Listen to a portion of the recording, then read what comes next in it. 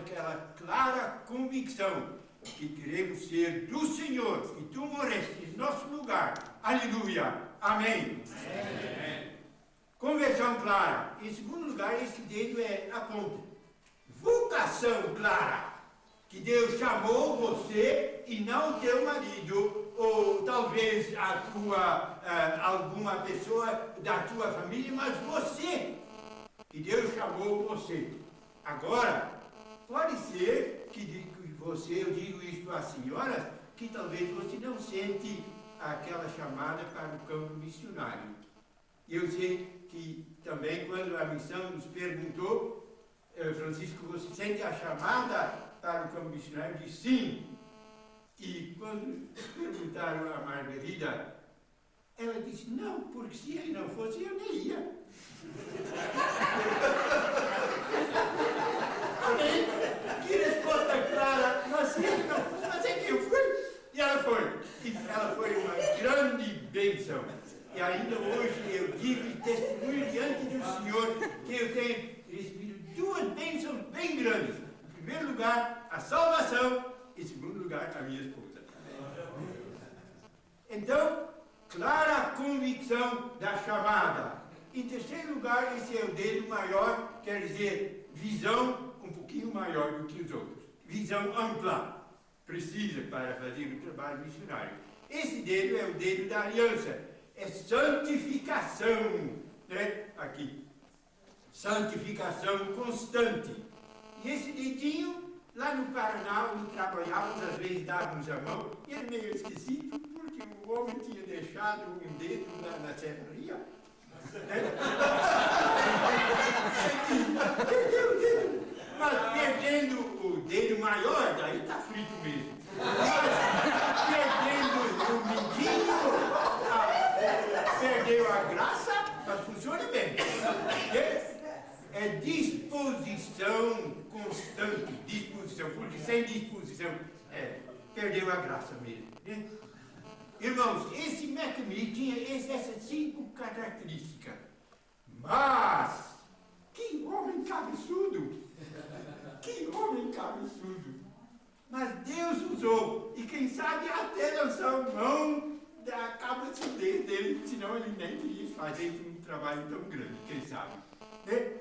Mas Deus usou, apesar, 400, fazendo um passo grande. Agostinho, 400 depois de Cristo. Grande servo de Deus, grande pastor, grande escritor, grande polemista, mas que servo herói da fé. Mas Agostinho, você entendeu bem a palavra? Você fez tantos comentários e quando você leu, obrigai-os a entrar, você mandou o exército com espadas para então espantar os donatistas para que entrassem na igreja. Você entendeu bem a palavra? É claro que não. Nesse ponto.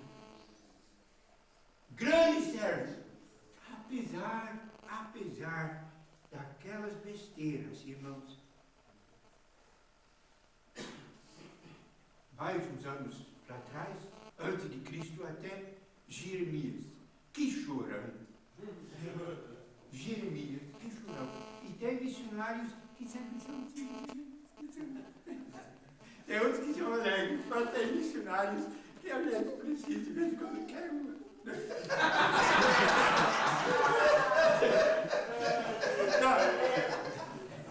Chorões, mas é fiel.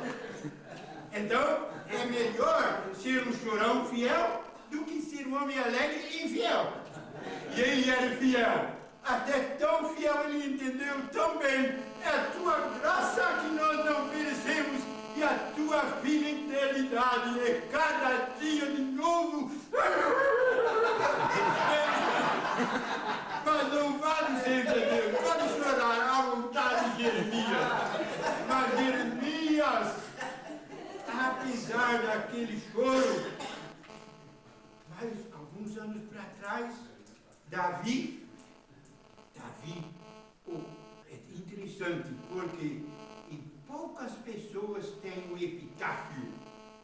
Não dá para achar o túmulo, Mas aqui o Senhor, o Espírito Santo, mandou anotar o que ele anotou nos céus, no epitáfio, qual era o epitáfio no túmulo de Davi. Quer ver? Atos 13, versículo 36. Atos 13, 36. Na verdade, tendo Davi servido a sua própria geração conforme o desígnio de Deus, adormeceu, foi para junto do seu pai e viu corrupção. Agora, este trecho trata da ressurreição do Senhor Jesus. É o contexto. E daí Deus manda dizer ao seu apóstolo, na verdade, e daí abre parênteses, Davi, tendo servido a sua própria geração, conforme o desígnio de Deus, fecha parênteses, adormeceu. Especialmente no original, isto é claro. Davi, tendo servido o que o Espírito Santo anotou no túmulo deste servo, ele serviu. Davi, que era um rei, que era um líder na igreja, um chefe de uma comissão missionária, quem sabe até um inspetor, alguma coisa assim, um rei até, ele serviu. Oh, irmãos, quando você cai para cima, então cuidado, porque poder corrompe. Você é missionário e no início você é missionáriozinho, depois você é missionário, finalmente você é missionáriozão. Aí, cuidado, viu? Perdeu a cabeça, serviu, Davi serviu, em primeiro lugar. Em segundo lugar, a sua própria geração. Claro, ele não podia, é uma coisa redundante, a gente podia pensar. Não, Deus nos quer conscientizar que você só trabalha uma faixa de anos nesta vida, neste desenvolvimento histórico. Ali apareceu a face de José, de Maria, de fulano, de Beltrano. E como é que serviu? Foi uma bênção ou uma maldição? Você só pode servir a sua própria geração, talvez um pouquinho também para os seus avós, um pouquinho para os seus netos ou bisnetos, mas aí pronto. Terminou, a linha terminou aqui na terra. Serviu a sua própria geração. E daí a última palavra é surpreendente, conforme o plano de Deus. E a gente podia dizer, isto é panegírico demais. Né? Isto é muito louvor para Davi, que tinha os seus problemas. Eu me lembro bem. Deus disse, eu não me lembro. Eu disse, como o senhor mandou até anotar? Sim, meu filho, mas é que está coberto pelo sangue do Cordeiro. Abençoado, bem-aventurado aquele cujos pecados são perdoados. Salmo 32. Irmãos, pecados não são problemas. Os nossos pecados missionários não são problemas. Mas problemas são pecados não confessados. Pecados não perdoados. Estragam o teu ministério.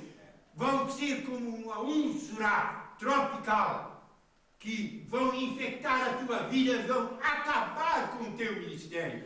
Talvez você fique no lugar, mas no registro de Deus já está fora há tempo. Mas Deus quer que nós vamos cair em nós mesmos e dizer, Senhor, não me retire do teu livro, não retire o teu Espírito Santo de mim.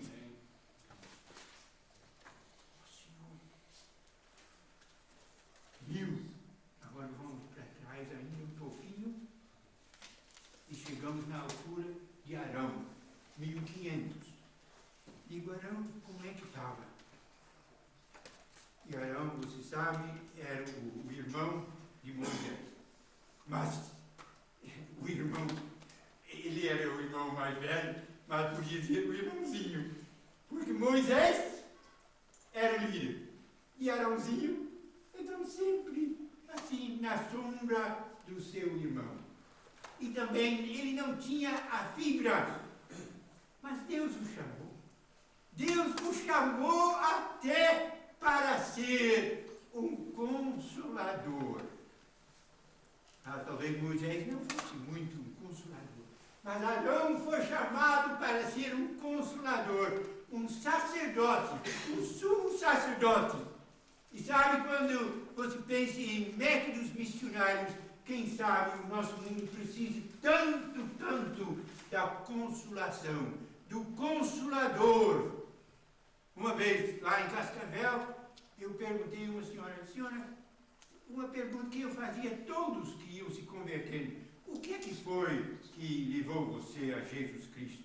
E era uma senhora muito humilde, muito sincera, mas sem educação nenhuma. E ela disse: pastor, eu não sei. Eu passava lá naquela igreja cada 4 semanas, mais ou menos, mas ela disse: eu vou pensar. Então, depois de 4 semanas, passei lá de novo, e ela me disse: pastor, eu pensei sobre a sua pergunta. Eu disse: aí agora, já sabe a resposta? Ela disse: não sei. Não sabia, né? Dizia, era um amigo, mas ela não sabia. Mas ela disse: sabe, pastor, quando eu entrei aqui nesta igrejinha, eu não entendi nada da sua mensagem. Já pensei que eu tinha convertido uma mulher. Eu não entendi nada da sua mensagem. Mas sabe, eu senti uma consolação tão grande. Eu disse a ela: irmã Isaíra, sabe quem é que foi? Ela disse: não. Eu disse: foi um consolador, irmão. Foi um consolador. E Deus te chama para ser um consolador, irmãos. Para saber que você foi chamado pelo Espírito Santo, pelo Consolador, para ser um servo de Jesus Cristo, que veio, que vai enxugar todas as lágrimas. Ele, o Consolador, chamou a nós, também a Arão, o homem um pouquinho mole, medíocre, mas Deus o chamou. E creio eu que Arão tenha se lembrado daquele teatro santo que Deus mandou fazer na hora da inauguração dele. Vamos a Levítico 8, e se alguém disser: eu já ouvi isto, me perdoe, se um homem velho, e homens velhos às vezes falam 2 vezes a mesma coisa, porque eu acho que é mais importante. Marcos, me ajuda um pouquinho. Venha para cá, meu filho. Leia, por favor, Levítico 8, versículo 23. 23. E Moisés o imolou e tomou do seu sangue e o pôs sobre a ponta da orelha direita de Arão e sobre o polegar da sua mão direita e sobre o polegar do seu pé direito. Amém.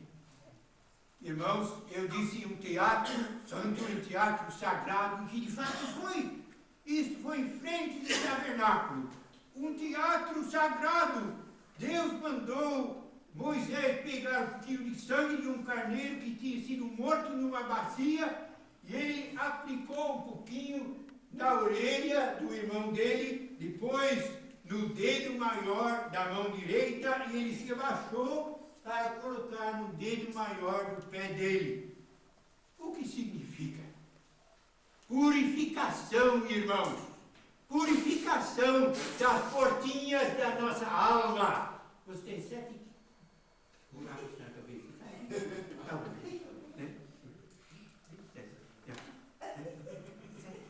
E Deus mandou colocar um pouquinho de sangue, um pasprototo. Era propriamente para, assim, mergulhar, mas também não era necessário porque era sangue. Então, um pouquinho de sangue no ouvido. O que você vai ouvir, irmãos? Toda aquela crítica, você fica tão desanimado, irmãos, fica tão mole como se tivesse 4 pneus murchos. Vai embora, o meu ouvido é marcado pelo sangue. Já ouviu falar mal do seu colega? Vai envenenando a tua alma e você vai enxergar o teu colega com olhos diferentes, não com os olhos de Jesus Cristo. Vai embora! está marcado com o sangue de Cristo. A tua mão, especialmente o dedo maior, que é um dedo decisivo, debaixo. Você é canhoto, Marcos? Não, direito. Ainda bem. Né? Porque eu creio que todo mundo fosse canhoto, Deus tinha mandado colocar na mão esquerda. Né? Mas a maioria de nós usa a mão direita. Todo o nosso trabalho, lavando louça, cuidando da criançada, pregando qualquer coisa, tudo debaixo do sangue do Cordeiro de Deus que tirou o nosso pecado. E também o nosso pé debaixo do sangue, por onde você andar, debaixo do sangue do Cordeiro. Irmãos, Deus quer assim nos marcar completamente com o sangue purificador.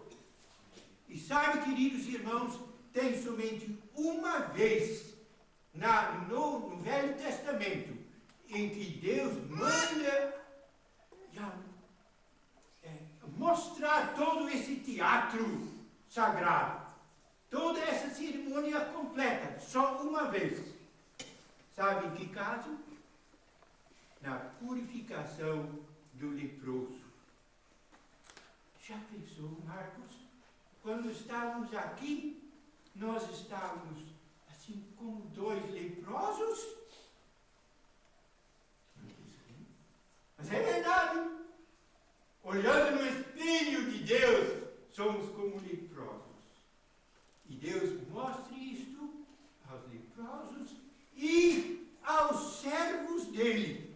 Porque na medida que você reconhece que é pecador, que você não tem nada, naquela medida a graça vai ser forte, vai vencer na tua vida, porque a graça vai chegar ao seu alvo na fraqueza. E nós, então, eu tenho aprendido cedo, porque me xingaram às vezes, tantas vezes, daí alguém diz, sabe o que devia fazer? Deixar a porta aberta, assim, não trancado, viu? E quando alguém corre assim, pá! Então ele cai para dentro. Você diz, bem-vindo na minha casa, porque a porta não estava trancada. Mas você está aguentando bem a crítica, a porta aberta, ou você tranca a porta? Não faça isso, irmãos. Somos leprosos. E quando alguém te xinga, ele diz, muito obrigado, irmão. Sou pior ainda do que você pensa. Deus purifica leprosos. Ele também, na hora de chamar seus missionários, ele diz, agora eu vou te purificar como se fosse um leproso. Agora, Marcos, vem cá, por favor. Mais uma vez. O segundo passo, o primeiro passo era purificação, o segundo passo é dedicação. Romanos 28, 26 até 28. Também do cesto dos pães asmos que estava diante do Senhor, tomou um bolo asmo, um bolo de pão azeitado e uma obreia, e os pôs sobre a gordura e sobre a coxa direita. E tudo isso pôs nas mãos de Arão e de seus filhos, e o moveu por oferta movida perante o Senhor. Depois Moisés o tomou das suas mãos e o queimou no altar sobre o holocausto. Era uma oferta da consagração, amém, por aroma agradável, oferta queimada ao Senhor. Dedicação. Moisés, então, pegou 2 cestas, estende a sua mão assim, Arão. Então, de uma cesta ele pegou um churrasco, vamos dizer. Colocou nas mãos do seu irmão. E pegou também um bolo. Colocou em cima. Ele disse, agora ergue. Move diante do Senhor. Mais uma vez. Cuidado, não deixe cair.